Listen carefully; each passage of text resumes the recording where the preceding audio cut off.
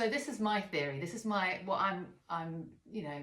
christened as my pop noodle theory of music AI. Welcome wherever you are to Callaghan's Music Radio Club. Welcome to episode 19 of Callaghan's Music Radio Club. If you are joining me from my website, callahansongs.com, then hello. If you are listening in from Patreon, then thank you very much for being part of my Patreon family and supporting the show. So if you are listening through Patreon, then this will be an extended version of the show with some little extras at the end. But yeah, hi. I hope you guys are all right. As you can probably tell, well, only actually if you you can tell if you're watching this on YouTube that I'm it's quite cold here still, so I am recording this with a bobble hat on. But trying to stay warm, wishing for the spring to come, where I don't have to wear 17 layers every day. But anyway, I thought this show would be a bit about AI and the world of music and technology, and it's something that is kind of inescapable in the news at the moment. Understandably, a lot of musicians are worried about their livelihood and whether technology is just going to push, human music creation out completely. I was kind of on the fence. I mean, I am still a little bit on the fence, I don't know, but I have been researching it quite a bit over the last few weeks for this show and hearing a lot of different opinions. And yeah, it's pretty interesting. So I thought I would actually start today's show with a song by an artist who I think no robot or technology could ever copy. This is a song by the wonderful Bob Dylan. And I just think, you can't recreate a song which comes from the human soul, human mind. It's so poetic and philosophical, as so many of his songs are. And this is my version of it. This is the song Don't Think Twice, It's All Right. Reno used to sit and wonder why, babe, if you don't know by now. Reno used to sit and wonder why, babe, it don't matter anyhow. When the rooster crows at the break of dawn, look out your window and I'll be gone. You're the reason that I'm traveling on, so don't think twice, it's alright. So I don't know if anybody can remember, but there was a TV show on the BBC ages ago that was called Tomorrow's World, and it ran for years and years, decades. And anyway, they used to show you whatever the technology of the day was and discuss it and get people to test it and stuff like that. And I remember this one episode about the microwave, or the microwave oven, as it was then called. And I have to assume that it was like a replay of something, because surely microwaves have been around longer than I have. But anyway, this woman was trying to show how amazing this new technology was, and she was cooking a chicken in the microwave, and like a full roast chicken, and she was trying to show that it was so amazing because it's just so much quicker than a regular oven, and it will just revolutionize your life. Anyway, she got the chicken out and it just looked like the most disgusting, slimy, pale, ill-looking thing ever. And she said, and don't worry, because obviously cooking it in the microwave means that the skin doesn't crisp up like it normally would. But don't worry, because you can just smear Marmite on top of it and that will turn the skin brown. And then, hey presto, it's exactly the same. And I even as a child, I remember watching that thinking, what the hell? One, what if you don't like Marmite? Two, it isn't going to be the same because it still hasn't solved the problem of not having a crispy skin. You've now just got a slimy, disgusting chicken that also tastes of Marmite. So I don't think she was doing the microwave oven sales, much of a favour by her demonstration. But I do just always remember that these kind of, new technologies come into our lives and you know, at the time they always seem crazy and space age, and then gradually they just become the norm. And obviously microwaves haven't taken over completely, and most people have still got a normal oven. And in fact, there was a quote from the composer John Philip Sousa, and he lived in the 18 and 1900s, and so he did a quote about the gramophone coming in, saying that it was a substitute for human skill, intelligence and soul, and that they reduced the expression of music to a mathematical system. So that was in 1906 that he said that, and his whole stance was that any recorded music is not valid, that it just kills it, and it's not real anymore. So you can see even 100 odd years ago that people still had the same fear of technology. And I mean, as a singer-songwriter, a musician, I totally get it. The fear of AI is real, and you know, you can listen sometimes to them and think, wow, this is actually quite impressive. Like I wouldn't necessarily know that this wasn't a normal song. Now, whether that means that the AI technology is really good or that just modern music is not very good, who knows where that line is drawn. Because to be honest, way before AI, there was so much technology being put into music production that took it away from the human aspect anyway. I mean, you think about auto-tuning, you know, synthesizers, programming, messing around with stuff. I mean, there's loads that you can listen to, and a human like voice or fingers haven't touched any musical instrument at all for the whole track. So you know, it's interesting, isn't it, what people accept and what people are scared of. But you know, when you think about the other things that have invaded our lives in a technology sense and now seem completely second nature, like, you know, the advent of, well, like the internet, mobile phones, smartphones, smart appliances, although I've never understood why anybody would want their fridge or their toaster to know anything about them. So I make sure all of my appliances are as dumb as they possibly can be. But you know, there's so many. Obviously Siri and Alexa, and I am so paranoid that I even feel like, although I have none of that technology, and I don't have an Alexa machine, I feel like in Harry Potter when they don't want to say the name Voldemort about that, because I feel like saying that name will somehow switch on all the microphones in the house, and somehow like the government will be listening to, well, not the government, they're not remotely interested, but maybe, you know, the technology companies. And it does freak you out, doesn't it? Because it has happened to me, as I'm sure it's happened to everybody, where I was having a conversation with my mother-in-law about children's makeup and trying to find something that was like suitable for really little children without any chemicals. I turn on Instagram, oh, what do you know?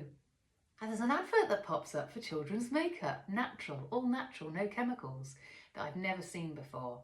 I mean, that's pretty weird. So it does happen. You know, the fear is real. But I did start thinking about, like, you know, like I was saying with auto-tune and all the other recording advancements, I don't know, the things that people can do now with computers when you compare it back to how music used to be made. And you know, you kind of think, well, where do you draw the line? Because as a musician or a songwriter, maybe you want help from an AI application for writing lyrics. So maybe you've written most of the song, but you just want a bit of help with like a really tricky line or something. You know, is that any different to using a rhyming dictionary? I don't know. What about changing a voice to sound like something else? So quite often when people are recording harmonies and things like that, they'll shift the pitch of a particular note or something. They'll change it if something is not quite on pitch of something, and they'll kind of squeeze the note up.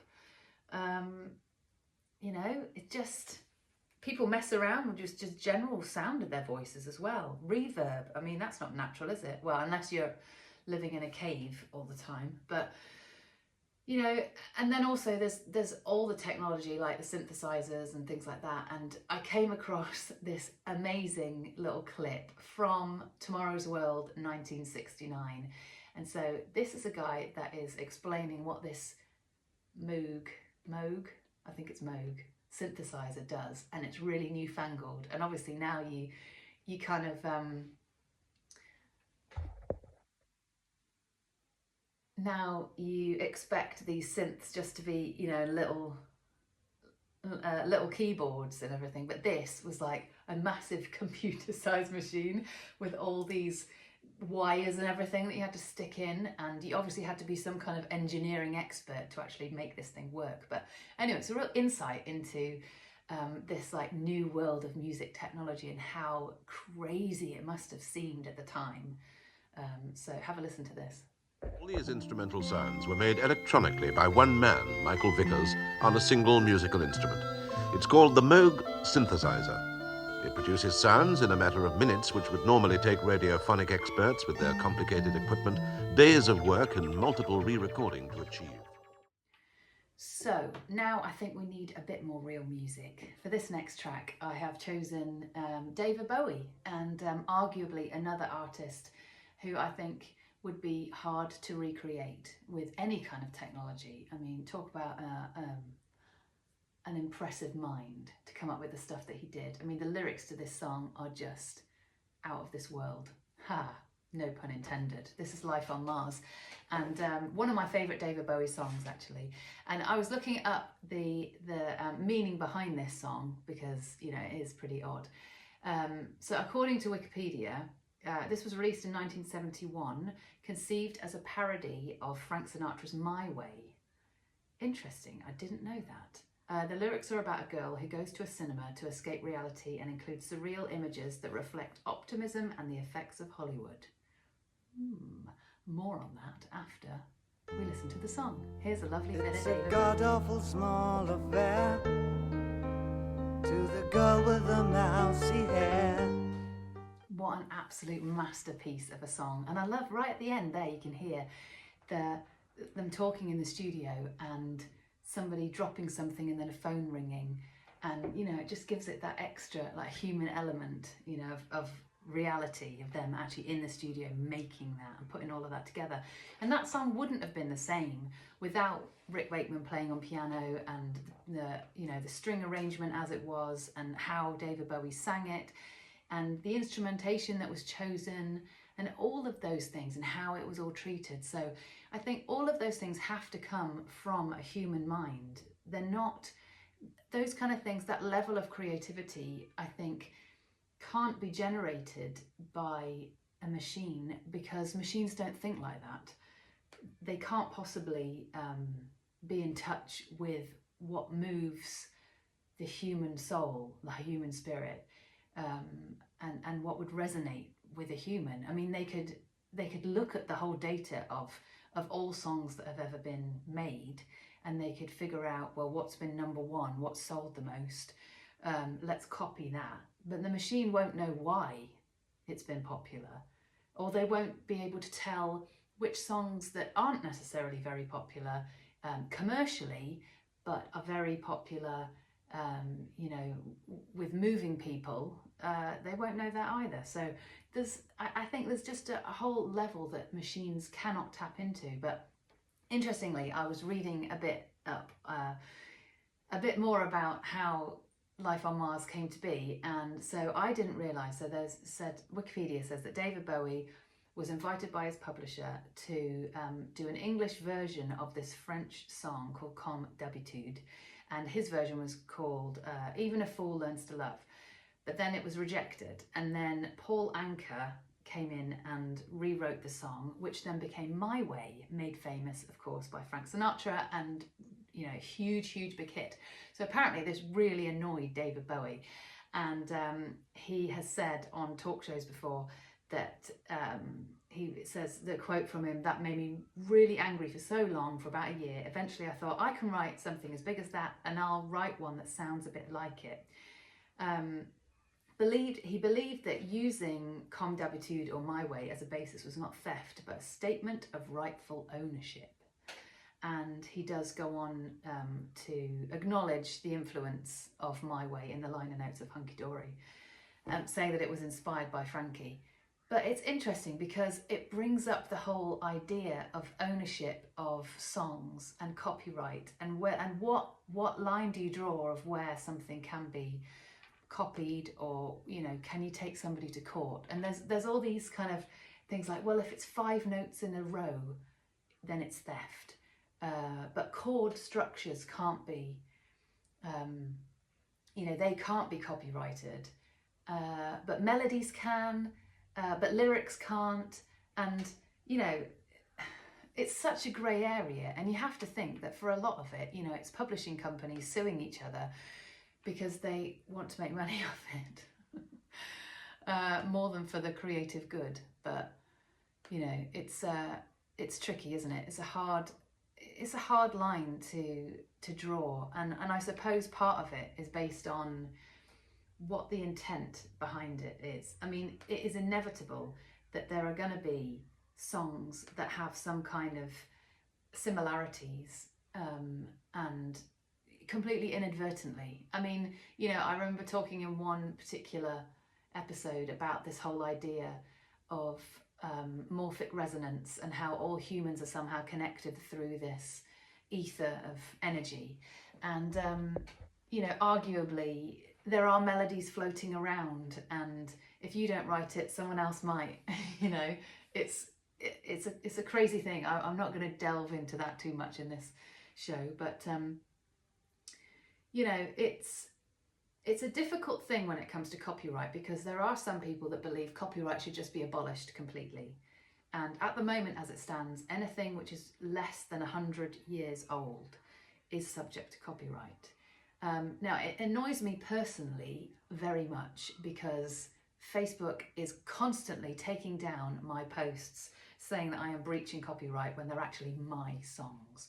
So I feel incensed as an indie artist that quite often they're blocking me from sharing my own songs, which I own the whole copyright for, but then will slap a ban on anyone sharing somebody else's song as well. So it's annoying, but I think in terms of AI, the difficulty is these machines are learning from all songs that have ever been created. Well, I mean, the company that creates the AI technology doesn't own the copyright to any of that.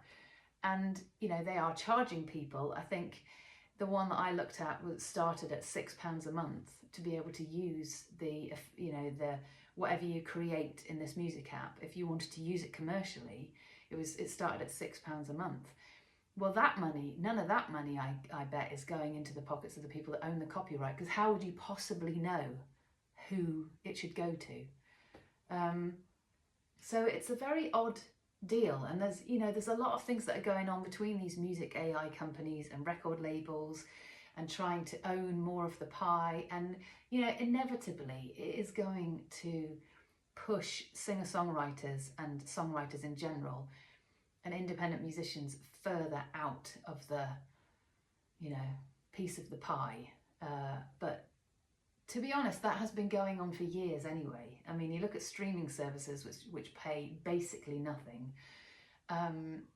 It's just the way music is going at the moment, and I think, as I said earlier in the show, there's no way you can fight technology, because it's just more powerful than everything else. So you have to find a way to answer it and to live with it and find your version of what you're doing. And I'm quite hopeful, actually, that there are people who know and value music and real music, and whatever real music is. Okay, music created by a human rather than a robot. You can play around with it, and you can use it to try out melodies, you can use it to try out harmonies, you can use it to try out instrumentations, or how maybe you want a song to be structured.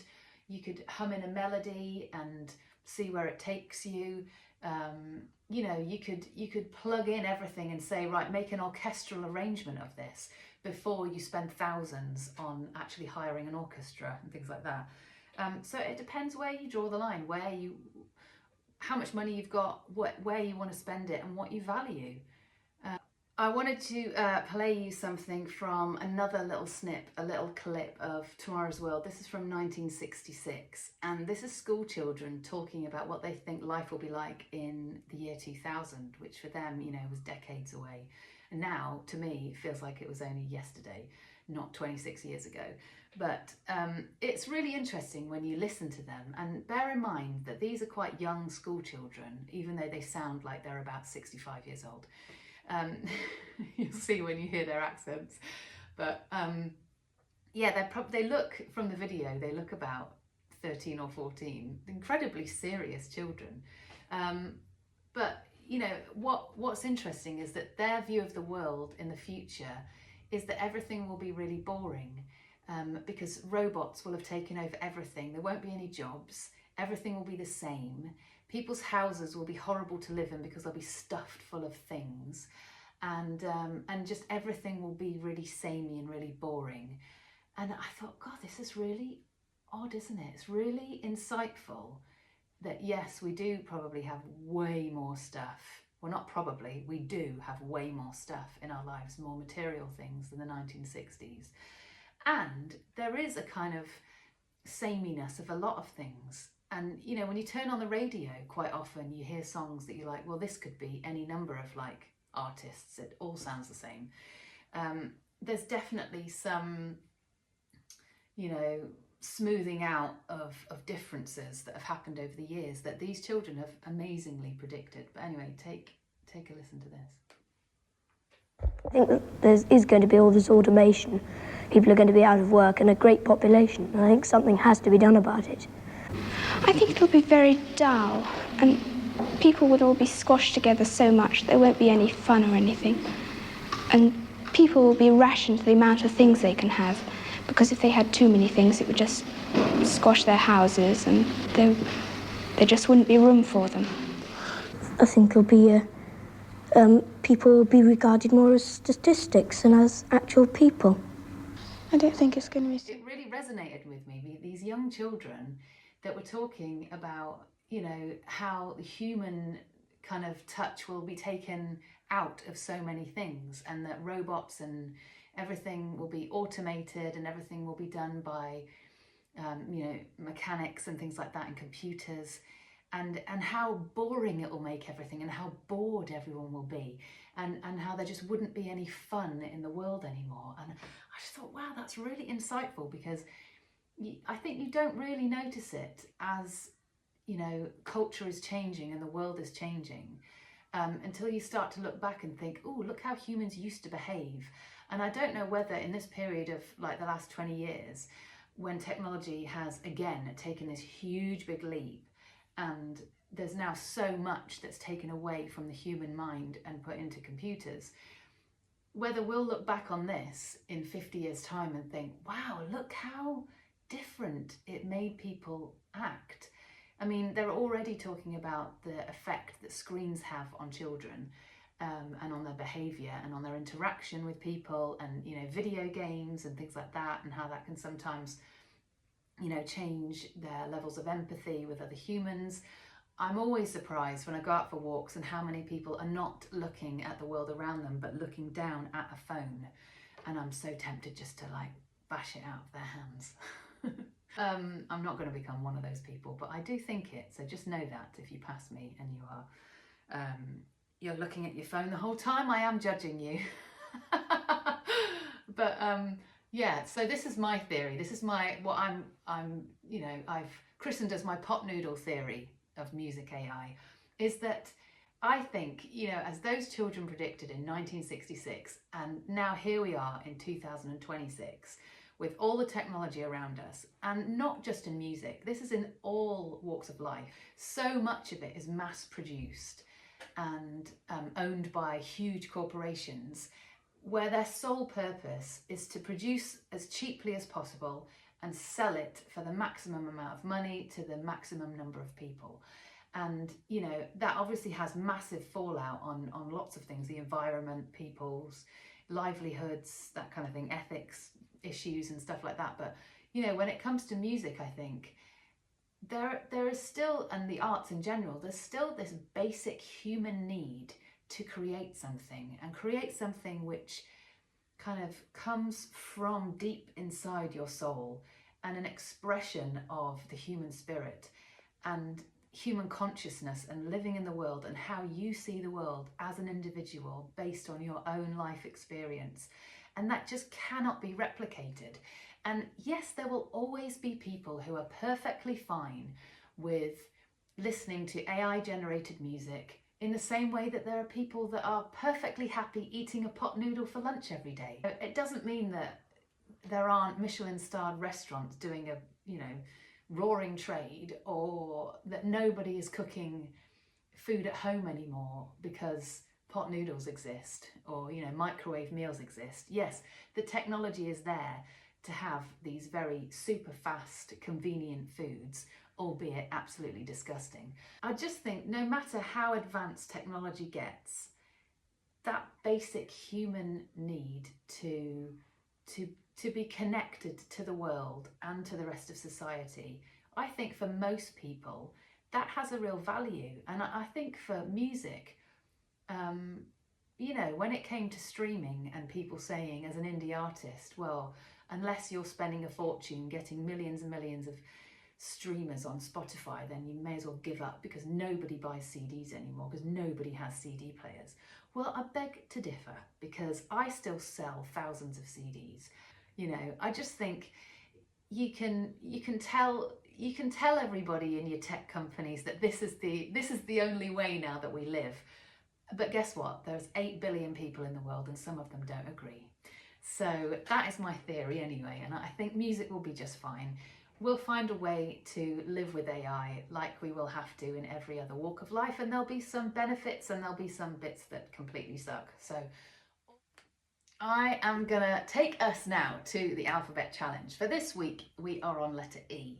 And I've had a lot of suggestions actually: Electric Light Orchestra, Erasure, I can't remember any of the others now. I did have a lot of suggestions, and Elton John. And as soon as that popped into my inbox, I thought, yes, great suggestion. Partly because Elton John is one of my favourite artists anyway, and I know I've told people that I learnt to play piano from Elton John songbooks, so I do like to tell people in general that Elton John taught me how to play piano, and I'm just going to spread that all over the internet and maybe he will respond. But anyway, this is my version of my all-time favourite Elton John song. And talk about, I mean, this is also space themed, so I don't know how, with the David Bowie song and this one as well, we seem to have got a bit of an intergalactic theme for this. But I just think this was once on my Desert Island disc tracks, because I think this song, Rocket Man, is just one of the most amazing songs ever written. And again, I don't think that this could ever be written by a computer. But I'm going to tell you a little bit, a funny story about that after I play this song. But this is my version of the wonderful song by Elton John, Rocket Man. She packed my bags last night, pre-flight. 0 hour, 9 a.m. And I'm gonna be high as a kite by then. I miss the earth so much, miss my wife. Oh, I just love that song so much. I love singing it, and I hope you enjoyed my version.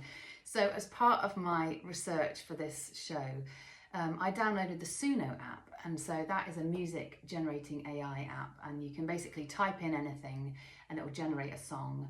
Or you could type in, you could upload you know, a reference track of something, or you could hum in something, and anyway, it'll create a song.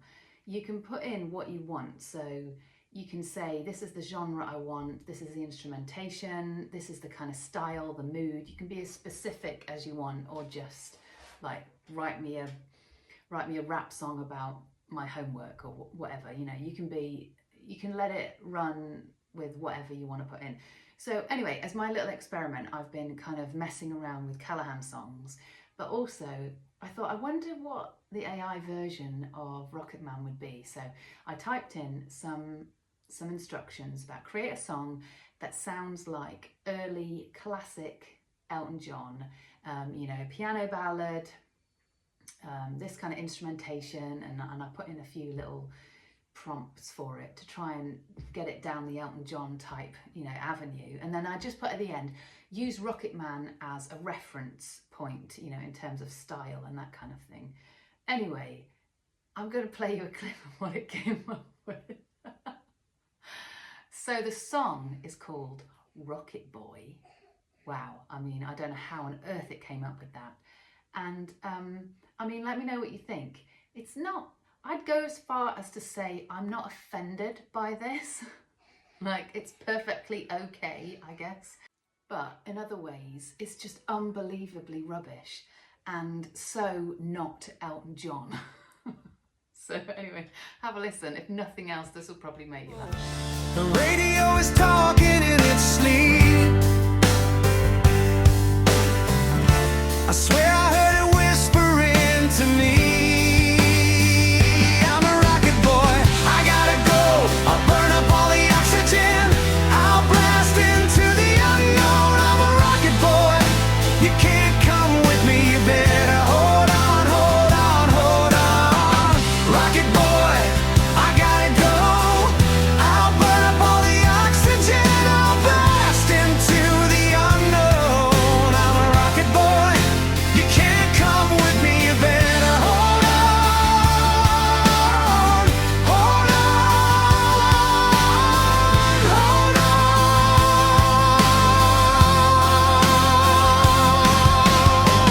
Fire starter with a song and a gun. Oh my God, it's so bad. For a start, that note that is held on for way too long, like uncomfortably too long. And then also the lyric, fire starter with a song and a gun. I mean, no, this should not be allowed. I think we can all agree that that is a pile of crap. The sad thing is though, that I can actually imagine that being played on the radio. So I don't know where that leaves us. I don't know whether that just means that we have now become so homogenized in music and so much technology is in music production that you just can't tell what's AI and what's not. I don't know, maybe there's going to be some, you know, massive resurgence of like Bob Dylan acoustic unplugged era music where people will go back to just releasing stuff that's just a vocal and acoustic guitar, and that'll become really popular. Wouldn't that be nice? So as part of my little experiment, I did put in some Callaghan stuff as well, just to see what it would do. Some of it was like, you know, okay, like I could listen to it. Some of it was just absolutely horrendous. A lot of it was very, very country. So I don't know where it's getting its reference points from, but like proper line dancing type country. But I am going to play you a little bit on the extended version of this show. I am going to play you a bit of an AI Callaghan track and see how much it can ruin a song. And I do feel like, well, okay, I think it'll be interesting to use it. I mean, I did find it quite good fun to say like, make a disco version of Crazy Beautiful Life. And so Crazy Beautiful Life was like the one that I used to mess with. And I have done it in the past myself. I did for some TV stuff, I did really, really dark versions, slow down versions of my songs. And I took like the happiest one. So one of them was Crazy Beautiful Life. And I changed the chords to be really minory. And I slowed it all down and I put it on the piano. And it was really, really dark and moody. And it was really fun. And I think sometimes, okay, I can see the appeal of the AI apps to mess with music like that. I think as long as your intent is good and it's for a creative purpose or just for a bit of fun. So I'm on the part of the show where I share my life highlight of the fortnight. And This last week has been half term here in the UK, in my area of the UK, so I was on child duty all week for looking after the kids, but it was lovely. My mum came to visit, and I also took the kids to go see a zoo, which was it's a zoo wildlife park, and it's just near Bristol, and it was amazing because my youngest daughter is obsessed with elephants, and it was, you know, it's really, really hard to find actual elephants anywhere in the UK. This is one of the biggest elephant sanctuaries in the UK. They had 4 fully grown bull elephants, and she was just absolutely amazed by them. It was so wonderful to see. So that was really, really good fun. Actually, my oldest daughter is in the other room at the moment because she's been unwell this week and off school. Although I have to say, today she probably could have gone to school, but you know how kids are. But I'm trying to make it as boring as possible, staying at home. So hopefully the incentive is not there. But hopefully you can, you know, she's watching Bambi, so hopefully you can't hear that filtering through the microphone. But I did tell her that I was recording this and under no circumstances to come into the room and disturb me unless it was an absolute emergency. So anyway, about half an hour ago, I hear this knock on the door. I had to stop recording, where she said, Mummy, I know you won't mind that I've had to come in because this is a genuine emergency and I really need your help. And I was thinking, oh no, what on earth has happened in there that I've been completely oblivious of? Anyway, she said, look, my lollipop's fallen on the floor and it's got a bit dusty and I really need to wash it. And I said, okay, all right, I can see.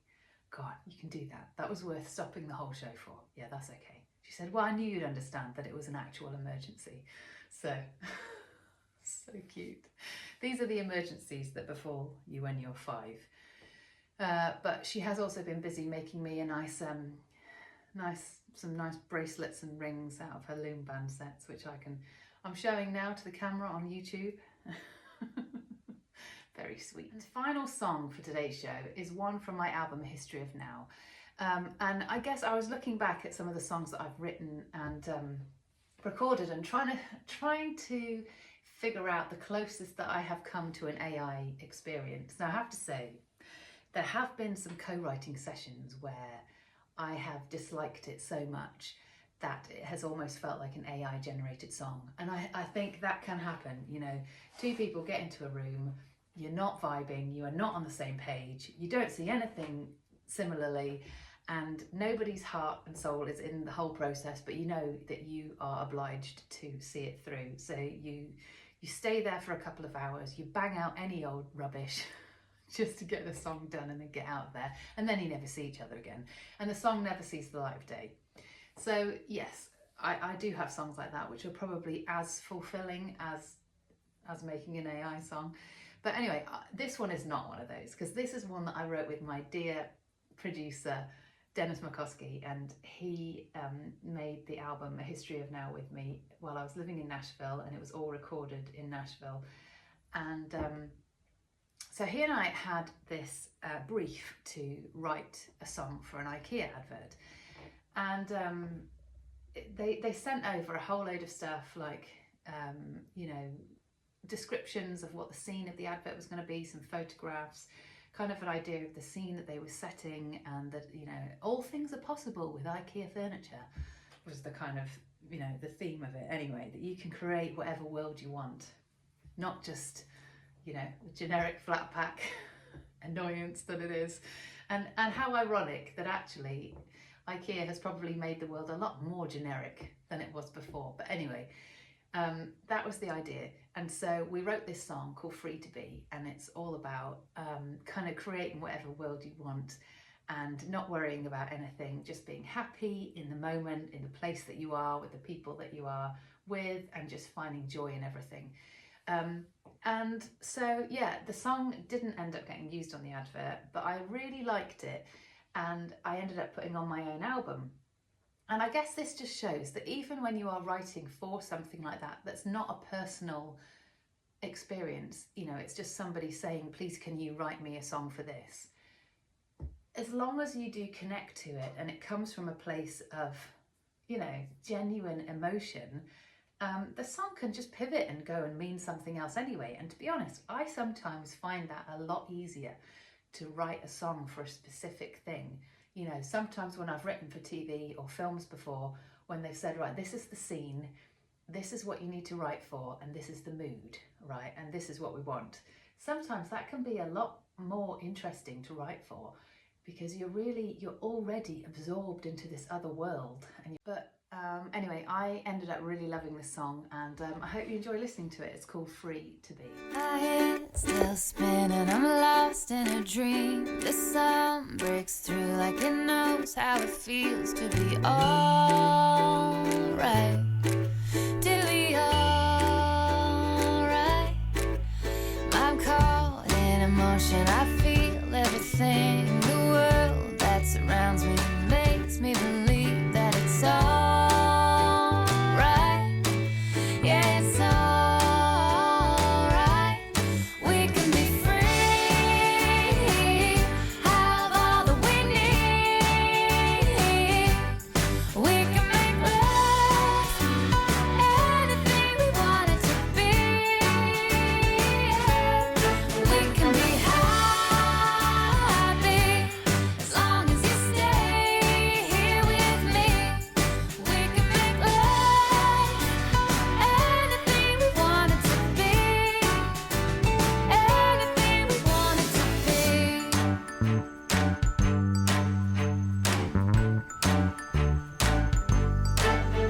When everything's crazy, there's somewhere to go. All right, so that's all, folks. Thank you so much for tuning in to another episode of Callaghan's Music Radio Club. Please get in touch for my alphabet challenge next week. We will be on letter F. So far, I've thought of Florence and the Machine, Freddie Mercury, Frank Sinatra, maybe. Just let me know. Give me some ideas. F, I think, is going to be a little bit more challenging. So, yeah, keep them coming. Find me on all the socials at Callaghan Music, or you can email me through my website, callaghansongs.com. And thank you so much for being part of Callaghan's Music Radio Club. All right, bye. Wherever you are, to